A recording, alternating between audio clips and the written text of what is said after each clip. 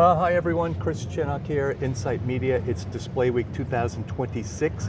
We're going to talk with Myrias Optics. John, we're going to take us through all your technology here. Appreciate that. Great. Hi, Chris. It's great to be here with you at Display Week this year. Let me start with some of the basics on AR waveguides. If you're not familiar with the technology, some of the key parameters that improve performance of these devices is the refractive index. And it's important that the refractive index of the substrate material, which are these clear wafers that you see here at the booth, as well as the refractive index of the waveguide itself, are matched. And the higher the refractive index, the better performance you can get out of these devices. And that's why everyone wants to go to silicon carbide, high refractive index, but you can do it on glass. Correct. So the market right now is moving towards refractive index between the range of 2.0 to 2.2, and this is where the current available glass substrates are. Yeah. Next generation down the road, everyone is eyeing, as you mentioned, silicon carbide. Price points for silicon carbide are still high, but they've been rapidly decreasing as the industry continues to invest more in making that commercially viable. What we're showing here today are AR waveguide imprints on high refractive index glass. We are production ready right now with a refractive index between 1.9 to 2.3. So we already exceed what the available glass can achieve, and we're positioned for next generation, probably 2 generations out in terms of AR glasses. What we're also showing is the future proofing of our technology. So as silicon carbide becomes commercially viable, we're showing here refractive devices with a refractive index of 2.5 imprinted on silicon carbide wafers. That's 2.5, really, that refractive index? That is 2.5. Wow. So if the very simple argument for Myrias' technology, yeah. the industry has been working in and trying to commercialize at these very high index materials. But the current approach to do that is etching the material, which is expensive. Yeah. Yet it provides very high performance devices. The other end of the spectrum is lower refractive index, around 1.8 to 1.9, and that's the limit that you can achieve with polymer-based nano imprinting. Right, and you have no polymers in. What Myrias has done is remove the polymer. So the polymer is a limiting factor on several fronts. It limits the refractive index, and it is also a problem for reliability. It can yellow when exposed to UV. It can develop haze if it's exposed to humidity. Yep. And it obviously has temperature limitations as well. So what we're doing here in very simple terms is providing, with this all inorganic approach to imprinting, the performance that you get with etch, but you get the scalability and costs and price points associated with nano imprint. We are a drop-in replacement for the installed equipment base that already exists in the AR industry for making AR waveguides. Within 24 hours on a new tool, we can be up and running and imprinting waveguides. So you can basically use the same NIL equipment that other companies are using for polymer-based to go all inorganic now. Exactly, and not only can you use your current tools, as the industry scales and the volumes scale up, the large contract manufacturers that are making these devices have to invest a significant amount of CapEx to be able to meet the demands that everyone's projecting. Yep. We can future-proof those investments by giving you a path not only to the current high-index materials, but all the way up to silicon carbide.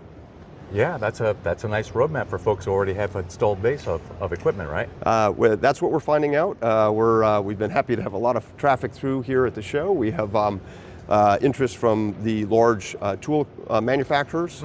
It's probably worth mentioning that our go-to-market strategy is tied in with the large contract manufacturers that already have these systems. And we have engagements with several of these large contract manufacturers in Taiwan now that are already running our process, and we're starting to bring in the customers in to utilize that capability.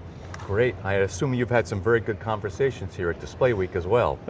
It's been nonstop. So the only reason we don't have a crowd around the booth right now is because the show floor is not open yet. But the next wave of meetings will kick off shortly.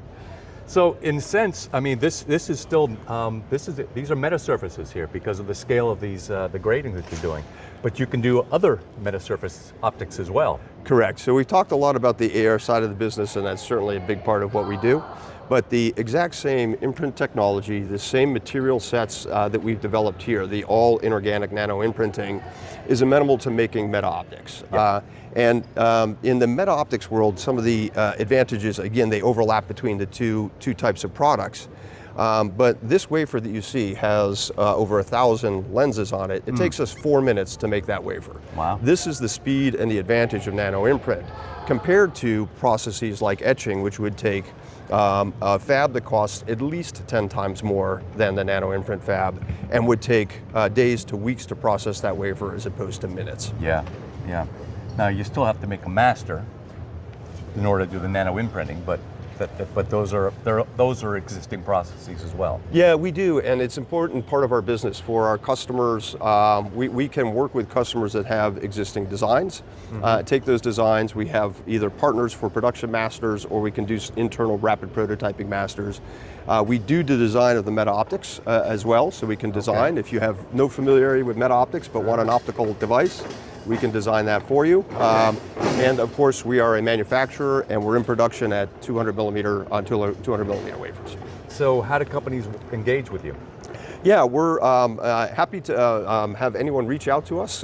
We can set up a call once we get typically the process would involve getting an NDA in process. We have a requirements form that we can send out depending on whether you want us to design for you or if you have a design that you would like us to manufacture. Okay. We have a slightly different set of input information, but through that we can work up a quote. And one of the advantages of the internal mastering capability we have is we can also do rapid prototypes. So if you're interested in learning about or validating a design, we have a process that's about 8 weeks from receiving a design to getting first devices built, and that includes doing the prototype scale mastering in-house.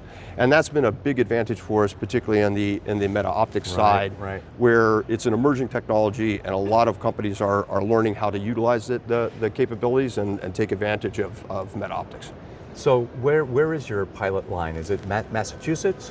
Yeah, great question. So right now we have a partnership with EVG.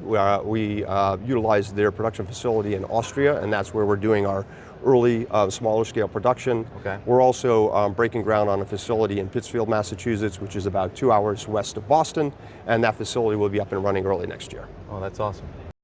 Actually, there is one more question. So what you're doing sounds fairly straightforward. Just go all inorganic on the materials as opposed to polymer. Why can't someone just do what you're doing? From a technical standpoint, this is based off of 10 to 15 years of research by Jim Watkins. The company was spun out of UMass and his research group there. We also have a fairly broad patent portfolio around the core structures that you can build using this all inorganic approach, the formulations, the processes, and the device architectures. So not so easy to replicate. It is not, yeah. Awesome. Yeah. Anything else you want to add, John?